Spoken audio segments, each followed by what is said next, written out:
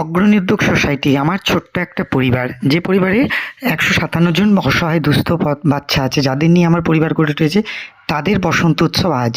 তো তাদের জন্যে আজকে মধ্যাহ্নভোজ আমার এখানে। একটু আগেই তারা মুড়ি খেয়ে নিয়েছে।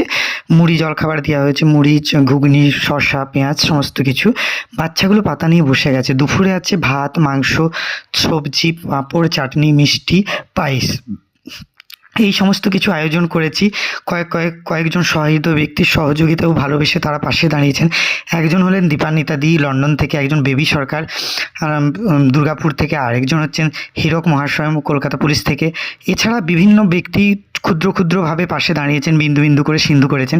তো এই বসন্ত উৎসব এইভাবে যেন আমরা এগিয়ে যেতে পারি, হাতে হাত রেখে সকলে মিলে।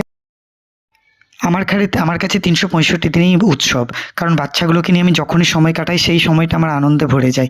এদের একটা উজ্জ্বল ভবিষ্যৎ দেওয়ার জন্য শুধু পড়াশোনাটা করাই না, পড়াশোনার সাথে সাথে তাদের যাতে খাওয়া দিতে পারি, অন্তপক্ষে পেটে এক মুঠো ভাত ভালো করে। এছাড়া রোজ বিকেলে সামান্য টিফিন দেওয়ার ব্যবস্থা করি। বছরে নতুন বস্ত্র ২-৩ বার দেওয়ার চেষ্টা করি, শীতে শীত বস্ত্র দেওয়ার চেষ্টা করি। সমস্ত কিছু কাজ কিন্তু আটকায় না। আমার ছোট্ট ইনকাম, ছোট্ট একটা বিউটি পার্লারের সামান্য ইনকাম থেকে সব কিছু জোগাড় হয়। কিন্তু তাছাড়াও ভালোবাসার মানুষ আছে কয়েকজন, যেগুলো পশ্চিমবঙ্গ বা পশ্চিমবঙ্গের বাইরেও আছেন।